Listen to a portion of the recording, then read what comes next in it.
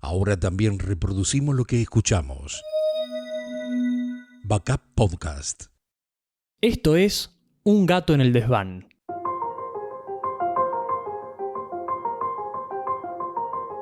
Como intruso, como espía, como espectador, un gato, alimaña curiosa y que siempre estuvo, sube al desván para estudiar los procesos y las historias detrás de las más icónicas piezas de museo.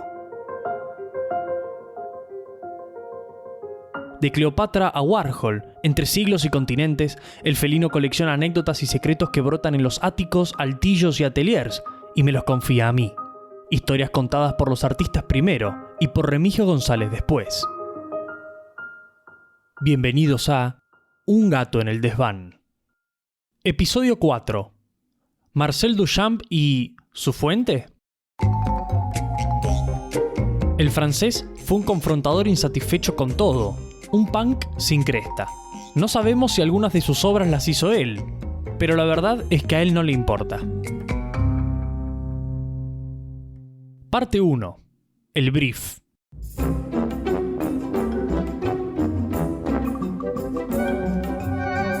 Marcel Duchamp es un tipo muy difícil de clasificar. Sí, de acuerdo. Nació en Francia en julio de 1887. Fue partero en el nacimiento del dadaísmo y tenía una personalidad muy extravagante. Ok, eso sí lo sabemos. Pero no hay taxonomía que aguante. Duchamp transitó el impresionismo, postimpresionismo, fauvismo, cubismo, arte abstracto y futurismo. Y todo eso en menos de 10 años. Nada lo convencía. A todos estos movimientos artísticos les faltaba ironía, humor. Había mucha aristocracia y esnobismo. Duchamp necesitaba un poco de sarcasmo, un poco de ingenio. Que yo aquí intente hacer un raconto de su vida y obra sería un suicidio podcastero. Yo fallaría, ustedes reirían y me arrojarían tomates. Y la verdad es que tendrían razón. Decido, entonces, concentrarme y orientar el relato a una obra en particular, a un happening dentro del arte del siglo XX y posteriores. Me haré dueño de toda vuestra atención solo a través de las palabras. ¡Cuánto poder! ¡Cuántas posibilidades!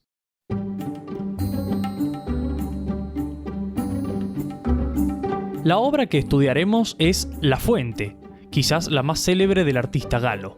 Guste o no, debemos atrasar el reloj unos 130 años para entender la relevancia de la pieza. La posterior investigación que haremos para desentrañar el origen del mingitorio pierde sentido si no sabemos por qué una sección de porcelana normalmente destinada a la recolección de orín masculino hizo tanto ruido un siglo y pico atrás.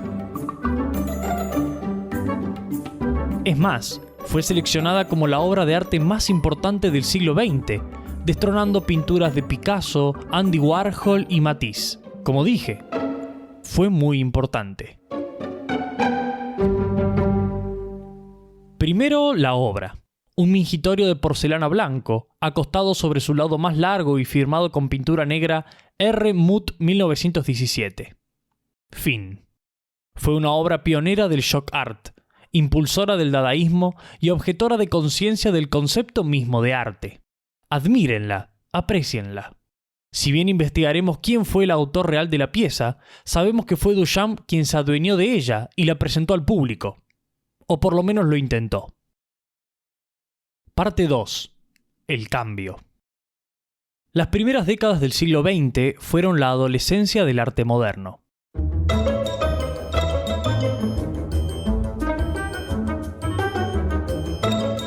Cargada de hormonas y de insatisfacción, trajo cambios de paradigma, nuevos experimentos expresivos y una lluvia de transformaciones que definirían el arte del futuro. Muchos abrieron el paraguas para no mojarse, y otros lo usaron para volar como Mary Poppins. Del siglo XIX todavía quedaban huellas del arte clásico, de piezas refinadas y solo accesibles para intelectuales. El arte era la cosa, la forma, el estilo y el status quo. Me importa lo que veo, no lo que usted quiso decir. Llega el siglo XX y en Nueva York sabían que a estas ideas no les quedaba mucho tiempo. Se funda la Society of Independent Artists, destinada a estimular a los artistas avant-garde, a los disruptores enemigos de las ideas del siglo que ya pasó. Sorpresa para nadie, Duchamp forma parte de los miembros fundadores. En sus exhibiciones anuales, la sociedad mostraba más de 2000 piezas de artes modernas, nuevas, puntas de lanza de las próximas tendencias. La idea es que cualquiera podía mostrar sus obras, siempre que pague los $6 de admisión. Entonces, Duchamp tuvo una idea. Él presentaría una obra de un artista anónimo, para probar la integridad de los jueces y poner a prueba la filosofía open-minded de la sociedad. En 1917, Duchamp presenta La Fuente, expectante por la respuesta de sus colegas.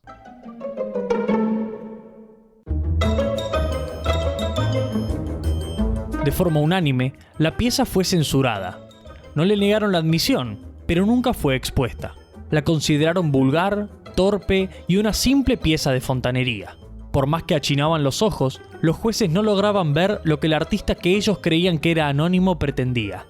En el acto, Duchamp renuncia como director de la sociedad, después de haber comprobado que los criterios de sus compañeros eran, como mínimo, inconsistentes con sus objetivos. La obra es uno de los más importantes representantes del ready-made duchampiano. Estas piezas de arte encontrado responden a los principios modernos y dadaístas de que el arte no es la cosa, sino la intención.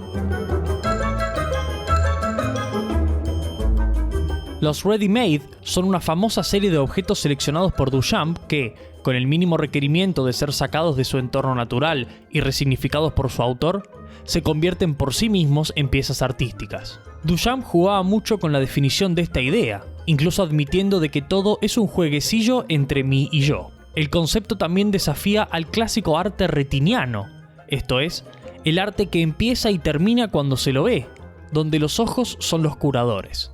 Duchamp prefería la expresión artística mental, aquella que es capaz de transmitir belleza o significado desde el concepto mismo de la obra, y no de la obra en sí.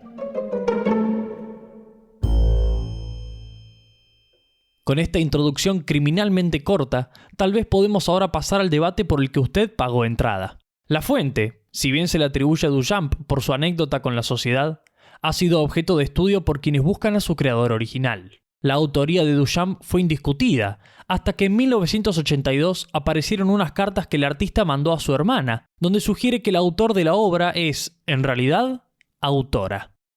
Si me acompañan, intentaremos resolver el misterio. Parte 3. La historia original.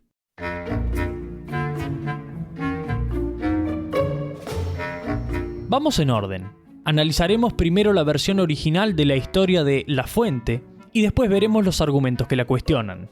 Marcel Duchamp llegó a Estados Unidos a mediados de 1915 y rápidamente se asoció con muchos artistas que compartían su forma de ver y entender el arte. Empieza ahí un movimiento proto-dadaísta en Nueva York.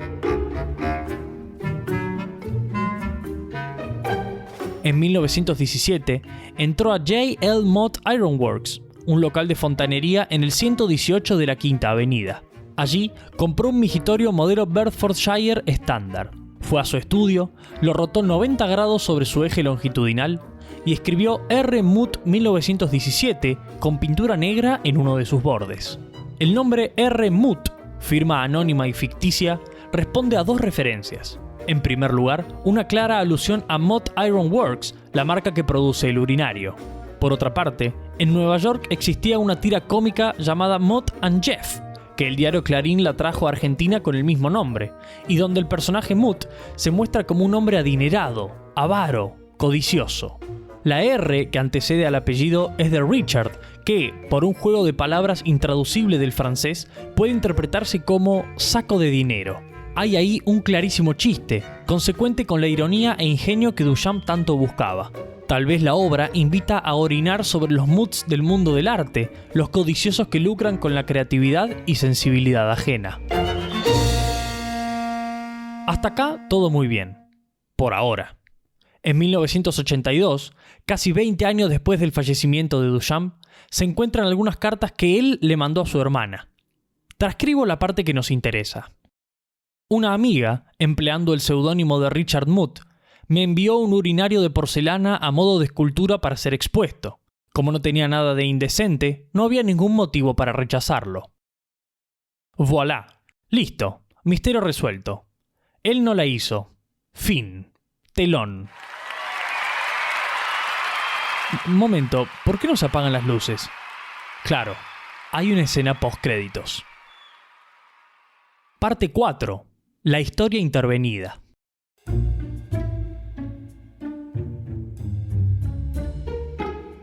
Nada es lo que parece, y absolutamente nada es ni remotamente lo que parece si estamos hablando de Duchamp.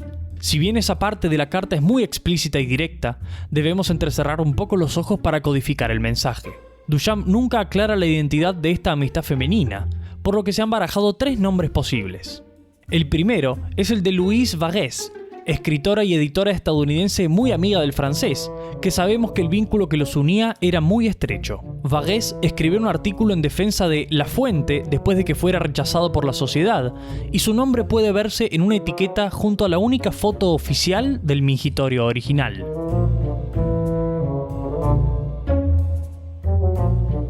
La segunda hipótesis es Elsa von Freytag-Loringhoven, que, además de ser un trabalenguas, es el nombre de una artista alemana muy en sintonía con Duchamp. También revoltosa e insatisfecha, fue poeta, collagista y pionera en las performances de vanguardia, con ella disfrazada interpretando poesías sonoras, como ella misma las definía. Sabemos que Elsa, y por favor déjeme ahorrarme su apellido, también incursionó en los ready-mades, esas piezas artísticas productos de extraer objetos cotidianos de su hábitat natural y repatriarlos. De hecho, algunos de sus ready-mades estaban relacionados con la fontanería, como por ejemplo la obra God, que consistía en una trampa de plomería de hierro forjado, invertido en su eje vertical y montado en una caja de madera. Me reservé la tercera identidad para el final porque, como dije mucho antes, tengo el poder de dirigir vuestra atención hacia donde yo decida. Rose Sélavy es el nombre. Con nariz un poco ganchuda y unas canas que esconde con pelucas y sombreros gigantes, Rose es autora de varios ready-mades con clara inspiración en Duchamp. Su nombre y su foto también aparecen en Belle-Alien, Eau de Voilette, un ready-made de Duchamp que consiste en una botella de perfume con su etiqueta intervenida. El dato más importante y el que mejor conecta los puntos es que en realidad Rose Sélavy es el alter ego femenino de Marcel Duchamp. Así es, el artista francés se disfrazaba de mujer y se hacía llamar Rose Sélavy. Tal vez los francófonos habrán detectado el juego de palabras entre Sélavy, S-E-L-A-V-Y, el apellido del artista, y C'est la vie, popular frase en francés que significa así es la vida. Es posible que en la carta que Duchamp envió a su hermana haga alusión a una amiga para referirse, en realidad, a su amiga más próxima posible, con la que comparte piel.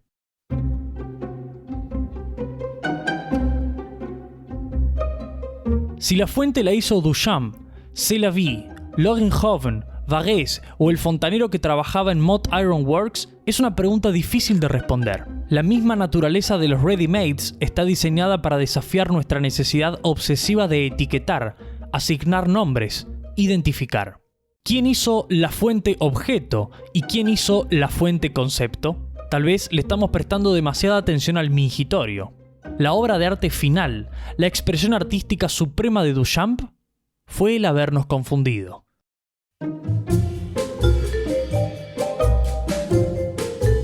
Nos jugó una trampa diseñada hasta el último trazo. Sabemos que Duchamp era también un chistoso, un arlequín sin realeza. Ahora viene la pregunta. Si la fuente la hizo Rose Sélavy, el alter ego femenino del artista, ¿la hizo Duchamp? Resuélvalo usted, Watson. Es tarde. Yo me voy a dormir.